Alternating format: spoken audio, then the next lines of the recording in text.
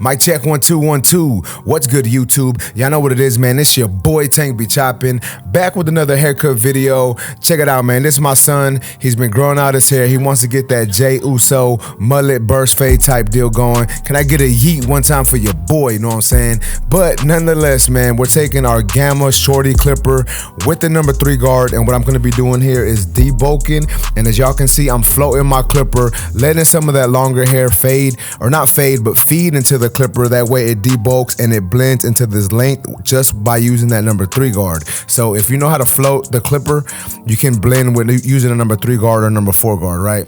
But now that that is done, I'm gonna take my 1.5 guard and I'm gonna clean out some of this area where I want this fade to be at. Now obviously there's gonna be a line between the 1.5 and the 3 guard. We're gonna take care of that here in a minute, but I'm just trying to set the foundation for this burst mullet that we're doing here, right? And once I'm done with that 1.5 guard, I'm gonna take my number 2 guard, lever open, and I'm gonna continue to blend that 1.5 into that 3. And I'm doing it this way because it's a little easier for me. I want to say it's a little quicker, but sometimes it's not, you know what I'm saying? Sometimes you can mess up, but I'm doing it this way because it's how I've been doing it, and it's been working well for me. So we went in with the 2 open, now 2 closed, and as you can see, that section has become a little blended, and now we really just got to blend into that 1.5 guard. So now I'm taking my trimmer, I'm gonna set in my initial bald guideline. And once again, since we are doing this burst mullet, we're making sure that we come behind the ear.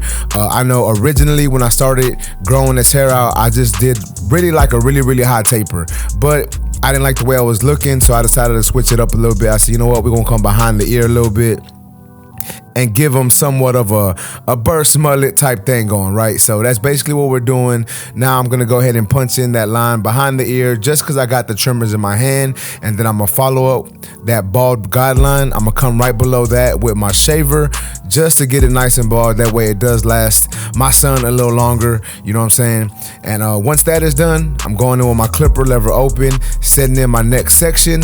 Now mind y'all, we don't have a lot of room to work with, you know, so we're trying not to make our guidelines too big. If we make the guidelines too big, we're gonna really push this fade high and too far to the back, and that's not what I'm trying to do, right? So we got to kind of keep these guidelines somewhat small, but clipper open for this guideline, and then I'm gonna start adjusting my lever closed little by little, working my way down, blending that section out.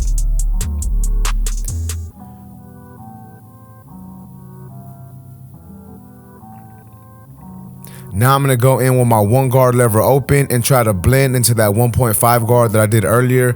Now I know I'm gonna start to create other lines with this, just because I went a little higher than what I previously did with my 1.5, but that's fine. Like, it's still gonna be easier for me to fade in because I don't have to worry about blending into a lot of bulk, right? So I'm going in with my 1.5 guard, or I'm sorry, I'm going in with my 1 guard lever open. Once again, still trying to blend. As you can see, I'm using the corner of my clipper just to make it easier, and then I'm gonna adjust my lever close and try to get that bottom line to become erased. Now, it's gonna give me a little bit of trouble. I am gonna have to go in with my half guard, and I'm gonna do a lot of lever play, and I'm gonna be doing a lot of detail work. And I know a lot of people are gonna be like, bro, your steps take too long. Your steps they got a lot of guard switching, but that's just the way I cut hair, and it works for me, so I'm gonna continue to do it, right? I'm not gonna sit here and try to change my style of cutting for other people because they don't like it. I'm just giving y'all different ways y'all can achieve blends, right? So I move a little quicker, and then I do a lot of detail work. That's just the way I like to do it. But nonetheless, here is my half guard, going in with my lever open and then adjusting my lever little by little as needed to get some of those discrepancies out. And as you can see there is a little bit of a dark area from the trimmer, so I'm going in with my clipper, no guard, adjusting my lever, using the corner, trying to make this part look a little more blurrier than it previously did. And once again, man, I do this because this is what works for me, right? There's other steps that other barbers use that may work better for you. So if these don't work for you, that's cool. Try someone else's techniques. You know, those might work better for you. But nonetheless, man, I believe this is my 2 guard lever open and then closed. Just really doing some detail work now. I'm really just trying to clean up these dark areas that I still see in the blend. Now I'm going in with my 1.5 guard. Once again, lever is closed. And you're gonna see me doing a lot of guard switching, and that's okay. once again, this is how I do my haircuts. I knock out my initial steps and then I go in and I just use whatever guards I feel are necessary to blend. A lot of times people don't want to go back in and do detail work with the guards that they've already used because they think it's taking too much time. But sometimes you have to do that to get a blurry blend, right? Like, there's nothing wrong with that. So I just want to say that because I think a lot of people have that misconception that you shouldn't use, if you use a one guard, you shouldn't have to go back and use it again. Nah, man, if you got to go back, if there's dark areas, put that one guard back on there, just like I did here, and do some lever play, do some corner blending, try to detail and give a nice blend, even if it takes you a little longer than the other barbers, right? Like, there's nothing wrong with that. You gotta just keep doing it, get better at it, and eventually you'll become fast enough to still get your haircuts out in about 30, 40 minutes, even by doing your steps the same way that you've been doing, right? Like, you just learn how to get a little faster. But now that I'm done with the one guard, I'm going in with my half guard once again, doing some more detail work, trying to clean up this blend. But as you can see, we got a nice bursted fade going, you know what I'm saying, mullet thing going on here. Like I said, let me get a yeet one time for your boy, man. Write yeet down in the comments if y'all made it this far in the video. But once again, a little more detail work, man. I'm just taking my time and really trying to detail because, like, this is my son, right? So I see him every day, and sometimes if there's like one little thing wrong with the haircut, it'll really bother me, and like I gotta try to do it the best of my ability, because if I see one little thing wrong, it's really gonna bother me. So I try to give him a perfect haircut, even though I know there's no such thing as a perfect haircut, but that's just me, man. But nonetheless, going in with my saber trimmers, setting in that lineup, we hit that C cup. Now we are gonna go ahead and line them up in the front. So what we have been doing is trimming the top and letting the back grow. We didn't trim the top on this haircut, but we do it every couple haircuts, maybe every 2-3 haircuts, I'll trim the top. But this haircut, we did not trim the top, but we are still lining them up. I don't want the top to get too long. I just really want the back to grow and the sides to stay bursted and blended. Now I'm gonna go in with my blending shears, doing some blending shear over a comb, getting these longer hairs to blend into these shorter hairs without taking off too much length, right? Like, I'm really just trying to clean up these darker areas. If I see a thick patch, I'm gonna hit it with that blending shear just to blend that in and thin that out a little bit, just to give a nicer transition from the short hair to the long hair. Shout out to my son though, man. I know he be getting tired of getting haircuts. I know he be wanting to get out the chair, and you're gonna see on the other side of the haircut, he's gonna be a little squirmy, but we gotta deliver. You know what I'm saying? We gotta make sure that we deliver when we cutting heads, no matter if it's your kid or not. You know what I'm saying? I try to deliver with every one of my haircuts, but it's just like I said, when I'm gonna see this haircut every day, there's just something that it's like I gotta make it perfect, right? But nonetheless, once I finished off with that blending shear over comb, I'm going back in doing some more detail work, just using whatever guards I feel are necessary.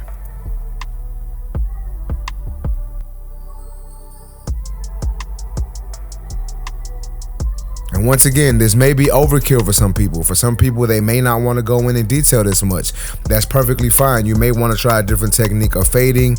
My fading technique, typically, I'm doing a lot of detail work. Like I said, I like to get my steps done pretty quickly, and then I go back in and detail. And that's just what works for me, but to each his own.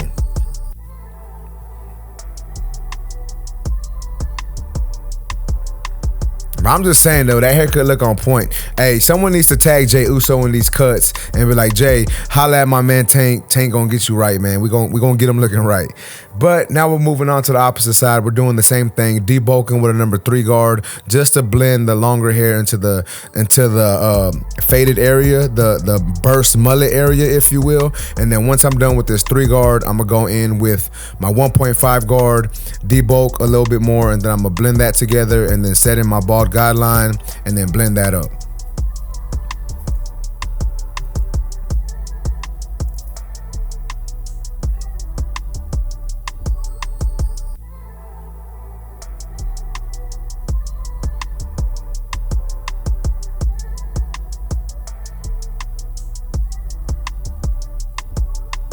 So as you can see, he's getting a little antsy. Not as still as he was on the opposite side, and that typically happens with kids, and especially the way I cut hair. I do my haircuts in sections, so a lot of times one side I don't want to say it's better, but one side I get done quicker than the other sides because they start moving on the opposite side. What you can do is you can go all the way around the head, you know what I'm saying? But when you're doing like a taper or a burst fade or a mullet, you can't really go all the way around the head. You kind of got to do one side at a time. But if you're doing like a fade, you can go all the way around the head. Sometimes I do that with kids just because I know they get, you know what I'm saying, they get antsy and they want to get out the chair. So you just got to figure out what works for you, especially when cutting kids. Like I said, I know these kids really don't like being in the chair, and that's even including my son. Like I cut his hair once a week, sometimes every other week, but for the most part it's once a week, and he's still like, once I get close to the end of the haircut, he's like, Dad, are you almost done? How much longer do we got? And that's just how kids are, man. Like, you can't really fault the kid and be mad at the kid for that. That's just what it is. But as you can see, man, this haircut is coming together. Not completely done, but we're taking that half guard, doing a little bit of detail work, taking the trimmer, cleaning it up a little bit, and I believe we're gonna go ahead and punch in this C cup now. Make sure we give them a nice curve. And I do want to say that I did add enhancements at the end of this haircut. However, for whatever reason, my camera was not recording. I think I just forgot to record it because he was trying to get out the chair. But I always add enhancements on his vertical bars and his C cup because he's really light there, and I like it to look a little darker. And then the enhancements that I use is the My Favorite Barber. I don't know if y'all have used them yet, but they do got those enhancements and that enhancement gun at fwbarbersupply.com. Use that discount code TANK10, man. You're gonna save yourself some money. And in my professional opinion, those are the best enhancements with enhancement gun you can use. Those enhancements literally last a few days. You know what I'm saying? Like all my clients who get it, they're like, bro, these enhancements work better than the other ones you've used. Even better than the Temptation. I know a lot of people are using Temptation, but these last longer. But I just want to put that out there for y'all, give y'all a little bit of information on that.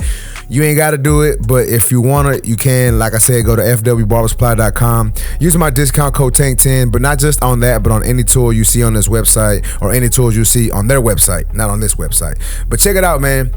This is the finished product. Y'all let me know what y'all think about this haircut in the comment section. If y'all like this video, please make sure to smash that like button. Also, if you're new to my channel, make sure to subscribe one time for your boy. Remember, guys, if you're in the Houston, Texas area and want a haircut from your boy, you can go to my website, tankbechopping.com. You can book there. If you want any discount on tools, go to fwbarbersupply.com. Use that discount code TANK10 on that website. And once again, man, drop some yeet down in the comments. Drop some yeet down in the comments, man. Let's get it. But YouTube, I greatly appreciate y'all for watching, man. Until next time, let's go.